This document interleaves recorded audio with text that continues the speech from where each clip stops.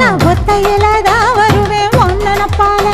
அடிமந்த காட்டு ஓரத்துல மத்தியான நேரத்துல காத்திருக்கட்டா தினமும் காத்திருக்கட்டா. வெள்ளச்சோள சோறு வச்சு காண பூவையல் அரைச்சி ஊட்டி விடட்டா உனக்கு ஊட்டி விடட்டா.